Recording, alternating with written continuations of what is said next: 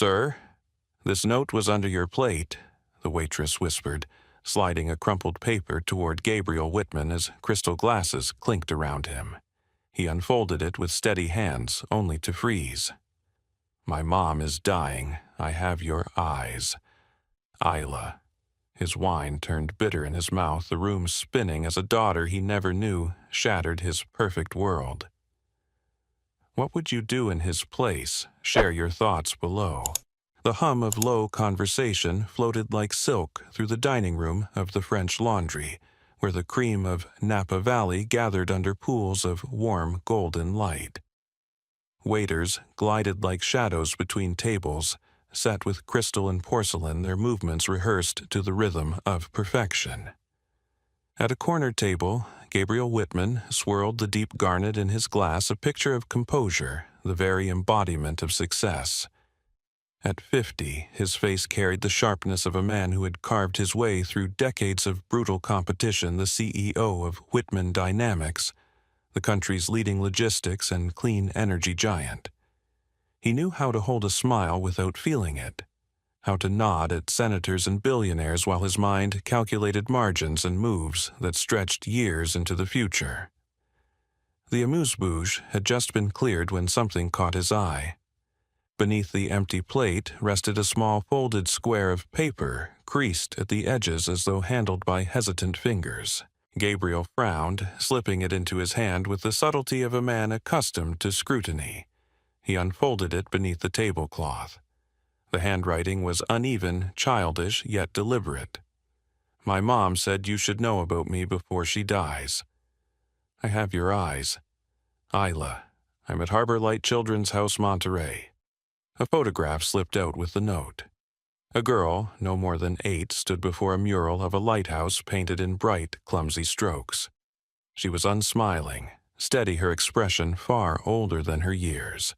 And there, unmistakable in her left iris, was the golden crescent that ran like a comet through Gabriel's bloodline. He had it. His sister had it. No one else.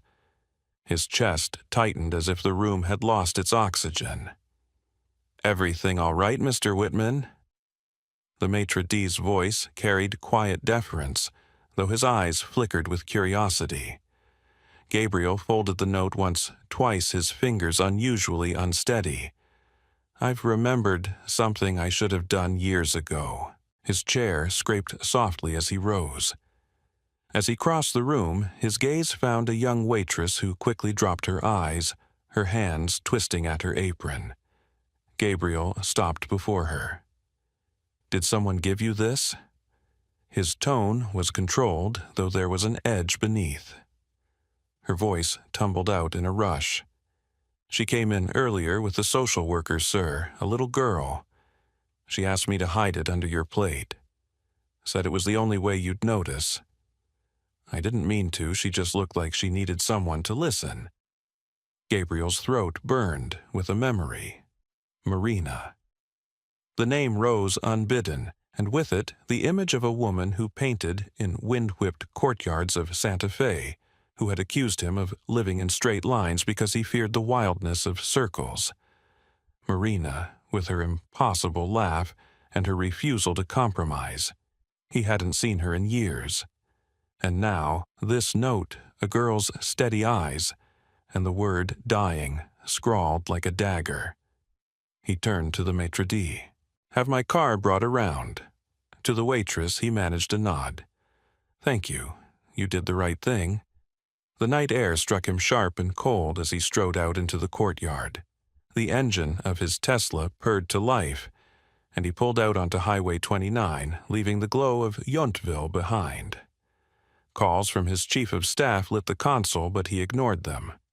There was only the road unraveling like a dark ribbon through vineyards, pulling him south. Vallejo blurred past, then the steel arc of the Carquinez Bridge. Beyond San Francisco, he cut west, the Pacific opening wide beside him as he pushed down Highway 1. Each mile marker beat against him like a clock running out. By the time he reached Monterey, the stars had lifted high over the ocean, glittering cold and sharp. Harbor Light Children's House stood on a quiet street, A brick building softened by murals and tired toys scattered on the lawn. Gabriel stepped inside his shoes, tapping against linoleum that smelled faintly of disinfectant and crayons. The receptionist looked up, startled, her eyes widening at the sight of a man who seemed carved out of another world. Mr. Whitman. We didn't expect, neither did I. His voice was low, steady. He laid the note on the desk, though he no longer needed to see it to feel its weight. She left this for me. Isla. Where is she? The woman hesitated, then nodded toward the corridor. She's in the music room. The piano's out of tune, but she likes it that way. He moved down the hall, his heartbeat oddly loud in the silence. A soft melody drifted toward him, hesitant notes, then firmer ones, a child's scales exploring the uncertain edges of sound. He stopped at the doorway. On the bench sat a girl with straight blonde hair, her back straight, her shoulders squared in determination. Her fingers pressed the keys with concentration as though each note carried the weight of being correct. Beside her, propped against a backpack stitched with stars, leaned a watercolor of a lighthouse braced against waves. She did not turn when he entered. Instead, she spoke, her voice calm and startlingly assured. When you come into a room, the air feels square. Are you the man from the picture my mom kept? Gabriel swallowed the question, piercing deeper than he expected. I might be. Her hand fell in a chord that wobbled, then steadied. My mom said not to be mad if you never came. But she said if you did, I should ask you something first. Go ahead, he said, his throat dry. Do you make choices with your head, then give them to your heart, or the other way around? For a moment he was speechless. No shareholder had ever asked him a question that mattered this much. Tonight, he said, finally, I let my heart speak first.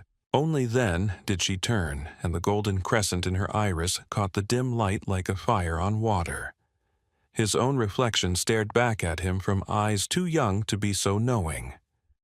Where is your mom? He asked softly. Isla reached for the watercolor and placed it carefully in his hands. In Carmel at hospice. She says the room smells like lemons and old prayers. She falls asleep in the middle of one story and wakes up in the middle of another. A breath shuddered from his chest. Then we'll go. The receptionist hurried up, carrying a stack of papers, her face drawn. Mr. Whitman, there are procedures. I'm not taking her tonight. Gabriel said, his voice firm but kind. I'm taking responsibility.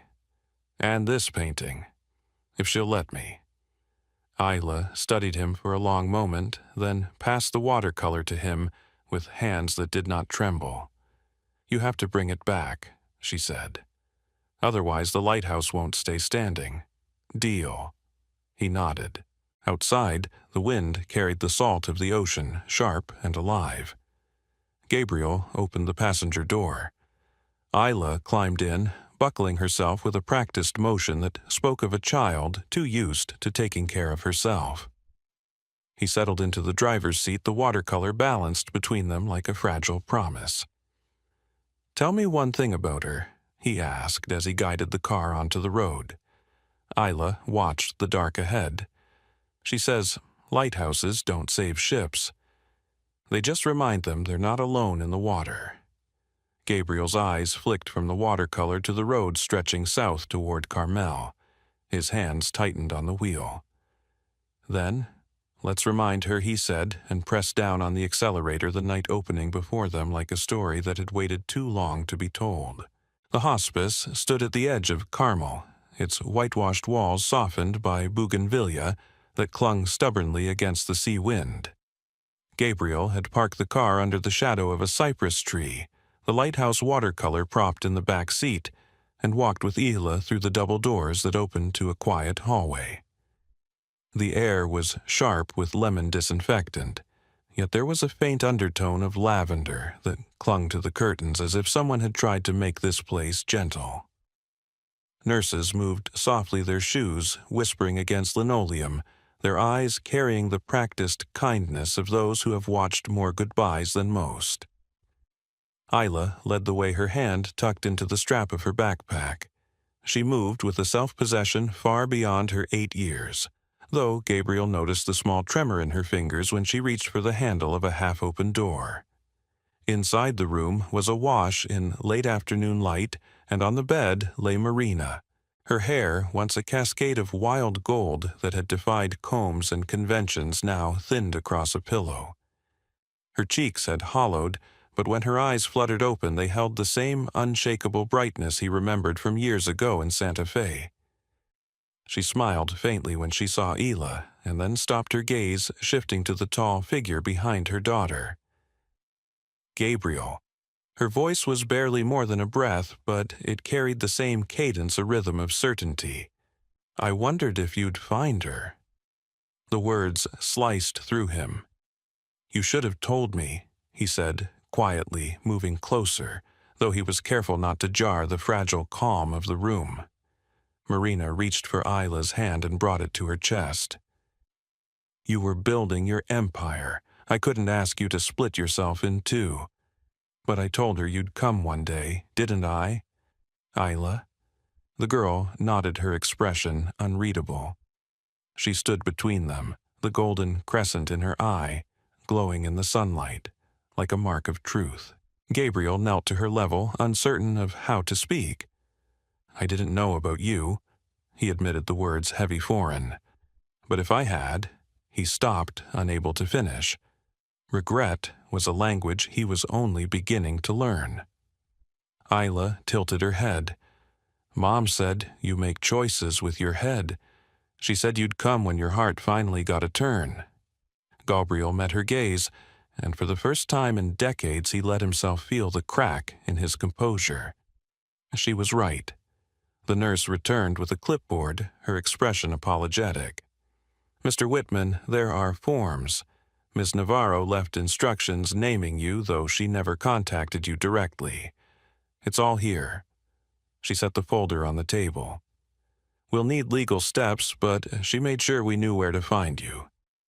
Marina smiled faintly, her eyes closing again. You have her now. She's been braver than she should have had to be.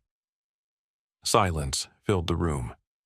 The steady beep of the monitor, the faint rustle of the curtain in the sea breeze. Gabriel sat by the bed, his hands clasped tightly as Isla leaned forward, whispering something only her mother could hear. When Marina's breathing steadied into shallow sleep, Isla looked back at him. Are you taking me away tonight? She asked. Gabriel shook his head. Not yet, but soon. I want to do this right. She considered this answer, then sat cross-legged on the chair beside her mother's bed, as though she had done so many times before. Gabriel watched her small frame, the way she carried herself with quiet discipline, and wondered how many nights she had waited alone in orphanage halls, how many questions she had folded into silence. Later, when Marina had drifted into a deeper sleep, Gabriel took Isla out to the garden. The ocean stretched beyond the hedges, restless and endless. She perched on the low wall, her legs swinging the straps of her backpack, frayed. Do you like the ocean? He asked. She shrugged. It doesn't care if you're sad. It just keeps moving. Mom said it helps remind us we can too. He smiled faintly at the wisdom threaded through her words. He remembered Marina saying something almost identical when storms had rattled the desert windows of their old apartment. Always searching for metaphors, always finding lessons in what others ignored. Isla had inherited more than her eyes. Back in the car, she pulled out a worn sketchbook from her bag and placed it in his lap. This is where I keep the things I don't want to forget, she said simply. Pages of watercolors fluttered beneath his hands. The hospice garden, the cracked sidewalk in front of Harbor Light, the face of a nurse with kind eyes. And lighthouses, always lighthouses, each painted with different skies and seas. Why so many lighthouses, he asked. Because they stand still, but still help people move, she said, as if it were obvious. Mom said that's what love is supposed to be. The words pressed against him with the weight of revelation. He had built his entire life on motion deals, flights, strategies, and yet here was an 8-year-old teaching him about stillness. That night he booked a small hotel nearby. Isla refused the offer of a separate room and settled with her sketchbook by the window, watching the waves as if waiting for them to carry her mother's breath across the shore. Gabriel sat on the edge of his bed, staring at the watercolor she had handed him earlier. The lighthouse tilted slightly in the painting, as though resisting a storm. It struck him as more than art. It was a message, fragile, stubborn, luminous. The following morning, Marina's condition worsened. A doctor explained in hushed tones that the cancer had advanced too far, that her body was surrendering. Isla stood beside her bed, her small hand wrapped around her mother's whispering words Gabriel couldn't hear. When Marina's eyes fluttered open once more, she looked straight at him. "Promise me," she said, her voice faint but steady. "Don't just protect her, choose her, every day, even when it's hard." Gabriel swallowed his throat tight. "I promise." A flicker of relief softened her expression. Her gaze shifted back to Isla. "You'll remind him," she murmured, and then her breath grew shallow, the monitor slowing to a rhythm that sounded almost like a lullaby. Isla pressed her forehead against her mother's hand. Gabriel stood by, helpless, feeling the moment stretch into permanence. When the final stillness came, it was quiet like a candle going out in a room already dark. Afterward, Isla walked out into the garden without tears, clutching her sketchbook. Gabriel followed, unsure whether to speak. She opened the book to a blank page and began painting quickly, fiercely, the brush strokes sharp with urgency. Within minutes, a lighthouse rose against a stormlight spilling from its top in golden arcs.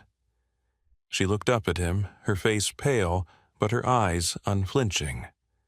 "This one's for her," she said, "but you have to keep it safe." He nodded, unable to speak. She tore the page, carefully placed it in his hands, and returned to painting another. This time, she drew 2 figures small, side by side, walking toward the sea. When she set the brush down, she said quietly, "Mom said you'd come when you were ready. I think she was right." Gabriel folded the pages with care, his chest heavy with grief and a strange, unexpected gratitude. He looked at Isla, at the strength packed into her slight frame, and knew his life had shifted. His world of schedules and empires had cracked open, and in the space left behind stood a girl with lighthouse eyes guiding him toward a horizon he had never imagined. Gabriel's home in Sausalito stood like a polished sculpture overlooking the Golden Gate. The glass walls caught the morning light, the Pacific stretching wide and indifferent beneath, while every corner of the house gleamed with order. It was the kind of place designed for control, for schedules, and precision, not for the unpredictable presence of a child. Yet, when Isla stepped through the front door, her small shoes tapping against the marble floor, the entire space seemed to shift. She paused in the foyer, her backpack dangling from one shoulder, her eyes traveling from the abstract steel sculpture to the immaculate white sofa, then to the massive windows where the bridge carved itself against the horizon. "It looks like no one lives here," she said, her voice soft but steady. Gabriel followed her gaze, and for the first time saw what she saw. The place wasn't a home, it was a museum of achievement, a shrine to success. No photographs, no traces of warmth, only lines, angles, and silence. "You're right," he admitted, his words quieter than he expected. "We'll change that." The first change came unexpectedly. At breakfast, he burned pancakes. Isla laughed not cruelly, but with the ease of someone who hadn't laughed in a long time. He stared at the ruined batter, then at her brightened face, and without thinking declared no meetings before breakfast. Ever again. Within hours, his assistant Rebecca was fielding confused calls from directors who had never known him to prioritize anything over the company calendar. The following weekend, Isla tugged him by the hand to the ferry building market. He hadn't been there in years, not since early acquisitions had swallowed his time whole. Vendors called out with easy cheer, the air thick with the scent of sourdough and roasted coffee. Isla darted from stall to stall, asking questions about honeybees' ocean salt and the resilience of sour cherries in winter. Gabriel trailed behind, listening, as farmers and artisans answered her with patient delight. Watching her, he realized she was interviewing the world the way reporters questioned him, only her questions carried no agenda. She wanted to know because knowing was enough. That night she taped sticky notes around the kitchen. Little squares of color fluttered on the refrigerator on the pantry door even above the sink. Each note carried a wish written in her rounded script. Teach me how to make spaghetti. Let's draw the bridge. Read a story before bed. None of the wishes mentioned toys or things. They were about moments' time carved out of the rhythm of his empire. He left them there, promising silently to answer each one. Slowly, the sterile house began to bend toward her presence. She set up a watercolor corner in the sunroom, brushes rinsing in jars that caught the light like stained glass. A donation bin appeared near the back door, where she convinced Gabriel's staff to collect supplies for families she had met through Harbor Light. Her sketches began to populate the refrigerator, then the hallway walls, small bursts of color breaking the monochrome. What had once been silent now hummed with life, reshaped by a girl who had learned how to claim space without demanding it. But the outside world had sharp edges. A business blog caught sight of them during one of their market visits, splashing a photograph of Gabriel holding Isla's hand across its homepage. The headline read, "The Secret Heir of Whitman Dynamics." By the next morning, reporters were camped at the edge of the driveway, long lenses trained on the glass facade. At school, the whispers began. Isla returned home one afternoon, her shoulders stiff, her jaw set tight. She set her backpack down without a word. When Gabriel asked, she said only, "Some kids said you didn't want me until Mom died." Her voice was flat, but her hands trembled as she unzipped her bag. Gabriel crouched beside her. "That's not true," he said, his voice firm. "I didn't know about you. If I had, things would have been different." She looked at him, eyes searching as if testing the strength of his words. Then she nodded, once the smallest gesture of belief, and turned to unpack her books. He watched her carefully arrange her pencils by color, a quiet ritual that steadied her in ways he was only beginning to understand. Behind the walls of his home, Gabriel felt the clash of two worlds. In one, board members demanded his presence at late-night calls, investors dissected quarterly growth, and headlines questioned his stability. In the other, a girl with paint-stained fingers transformed sterile rooms into a home, asking nothing more than that he show up, listen, and choose her. One evening, as the sun dropped behind the bridge, Gabriel stood in the living room. His tie loosened, papers scattered on the coffee table. Isla knelt on the floor nearby, coloring a lighthouse with streaks of violet and gold. He watched her, realizing the collision was no longer between two worlds, it was inside him. The man who had once measured life in market shares was beginning to measure it in moments, and for the first time, he was uncertain which one scared him more, the risk of losing the empire he had built, or the risk of failing the daughter who had quietly rebuilt him. The storm broke first in the boardroom. Whitman Dynamics had negotiated for months toward a historic merger with a Seattle-based energy firm, a deal that would secure their dominance on the West Coast and beyond. The closing required Gabriel's presence for 3 uninterrupted weeks in Seattle. Numbers were polished, presentations flawless, but as the CFO laid out the timeline, Gabriel's thoughts snagged on a single date. Isla's school art show fell in the middle of that window. She had mentioned it only once with careful detachment as if bracing for disappointment. The painting chosen for display was of a lighthouse, she had said, and then quickly changed the subject. The board chairman, Walter Hargrove, leaned forward. "We'll need you on the ground Monday, Gabriel. The transition requires leadership that can't be phoned in." Gabriel's jaw tightened. "I'll need 24 hours to confirm." The words startled even him. He had never deferred a decision in his career. A ripple of unease passed around the table. Richard Blackwell, the most aggressive director, broke the silence.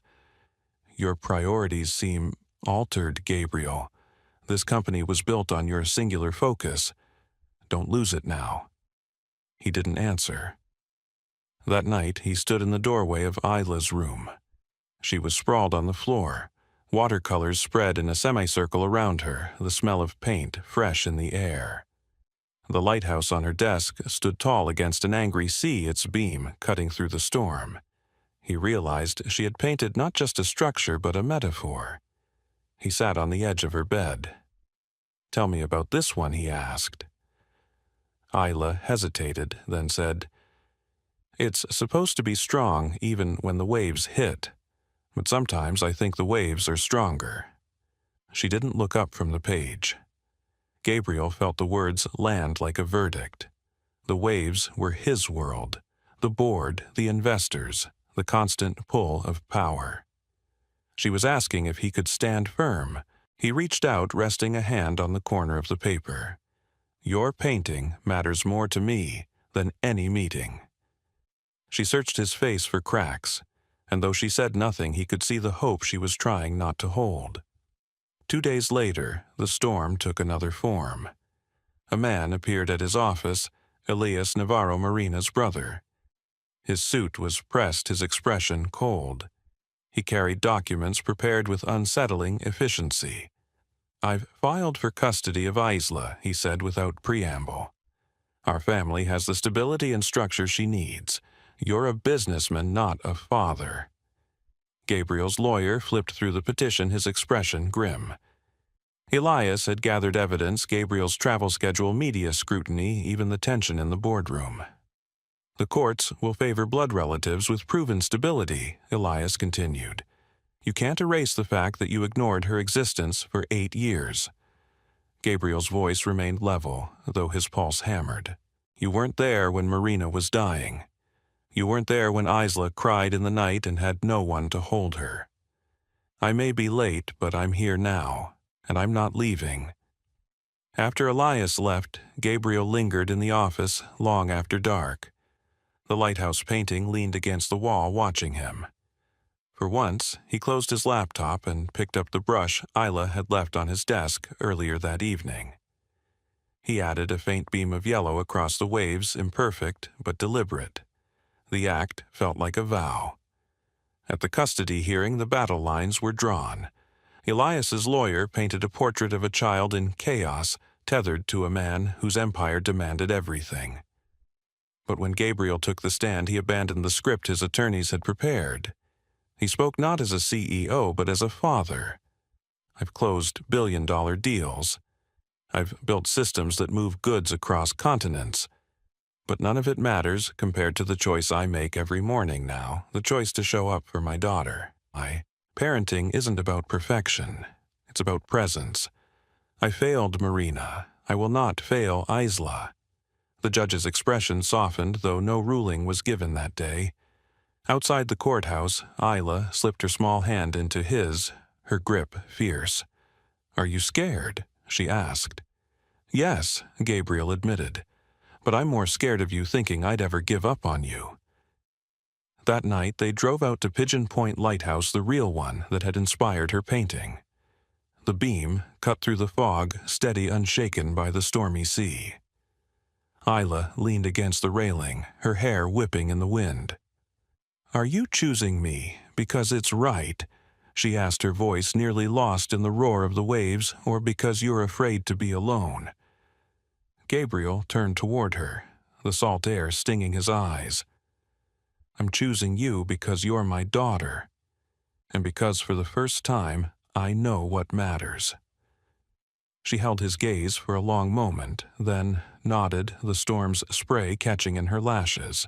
The lighthouse stood behind them, its light sweeping the darkness, a reminder of what endures when the waves keep coming. The morning of the verdict arrived wrapped in a fog that clung to the courthouse steps. Gabriel walked in with Isla beside him, her hand wrapped tightly around his, her other arm cradling the sketchbook she never seemed to let go of. The hearing had dragged on for weeks, every session a battle of words and evidence of Elias Navarro presenting charts of Gabriel's corporate obligations, and lawyers insisting stability meant tradition. But today was different. Today, Judge Martinez would decide where Isla would live, where her story would continue. When the judge spoke, her voice was measured but clear. "This court recognizes the commitment Mr. Whitman has demonstrated since becoming aware of his daughter. The child has expressed her wish to remain with him, and the evidence shows he has begun making significant adjustments to ensure her well-being. Custody is awarded to Mr. Whitman." Gasps rippled through the gallery, but Gabriel barely heard them. He turned to Isla, whose eyes shimmered, though no tears fell. She simply whispered, "We get to go home." He nodded, his voice caught in his throat. "Yes, we get to go home." Back in Sausalito, home no longer looked the same. The sterile glass walls now carried drawings in bright crayon paintings drying on easels, and a corkboard filled with school notices. The once quiet kitchen smelled of blueberry pancakes on Saturdays, and spaghetti sauce simmering on weeknights. Gabriel had traded evening strategy sessions for helping Isla memorize multiplication tables, and conference calls for listening to her stories about the characters in her books. The empire still hummed beyond those walls, but it no longer dictated the rhythm of his days. The board had not been pleased when he announced his restructuring. He stepped down from the role of CEO, keeping only the chairmanship and trusting day-to-day operations to Rebecca, who had proved steady and unflinching during the storm. "You're walking away from power," Richard Blackwell had accused in that final tense meeting. Gabriel had answered simply, "I'm walking toward something greater." For the first time, his words were not strategy, they were truth. Life with Isla unfolded not in grand gestures, but in daily choices. The choice to sit with her through another nightmare, to let her fall asleep, with his hand still wrapped around hers. The choice to show up at her soccer game, standing on the sidelines in the rain while other parents nudged each other, whispering about the billionaire in muddy shoes. The choice to hang her lighthouse painting in the living room right above the fireplace, where any guest would see it before they noticed the awards on the shelves. One evening, Isla handed him a folded page from her sketchbook. It was another family tree, but this one was different. At the top, Marina's name bloomed with watercolor flowers. Beneath, two branches stretched down, connecting him and Isla together. Across the bottom, she had written in her uneven script, "Family is a choice you make every day." Gabriel framed it the next morning and placed it in his office right where his old diplomas used to hang. Investors who visited raised eyebrows, but he didn't bother to explain. The drawing spoke louder than any chart or figure. They celebrated Marina's birthday months later by driving to Sedona, a place she had loved for its red rocks and wide skies. Isla brought along her paints, setting up her easel on the edge of a canyon. Gabriel watched as she mixed colors with the same precision Marina once had, coaxing the desert onto the page. "Do you miss her, Isla?" asked suddenly, her brush pausing in midair. "Every day," Gabriel answered, "but I think she's here in you, in the way you see the world." Isla studied the canyon, then added a bright beam of yellow cutting across her canvas. "Then we'll keep her light." On the drive back, they stopped at Baker Beach in San Francisco. The sun was setting, the bridge glowing like a promise in the distance. Isla ran to the water's edge, her laughter carrying above the surf. Gabriel followed more slowly, his shoes sinking into the wet sand. When she turned back toward him, hair tangled by the wind eyes lit with that golden crescent, he felt something settle inside him. The empire he had built would one day fade, towers sold, contracts forgotten. But the girl calling his name against the roar of the ocean that was forever.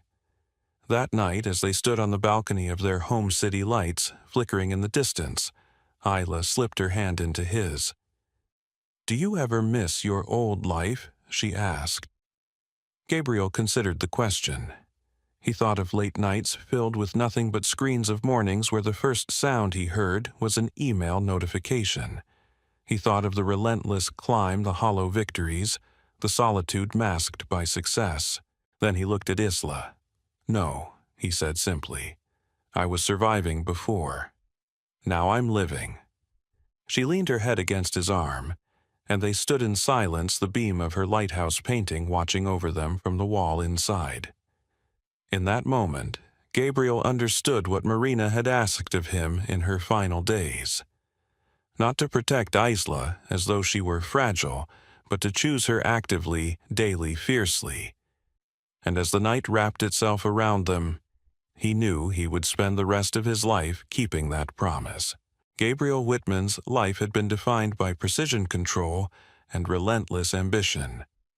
From the gleaming boardrooms of San Francisco to the quiet minimalist halls of his Sausalito home, he had built a world where nothing was left to chance.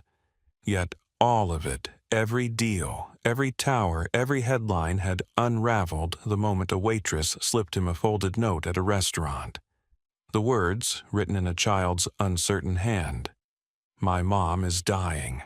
I have your eyes," forced him to confront a truth he had never prepared for. He was a father, and he was already late.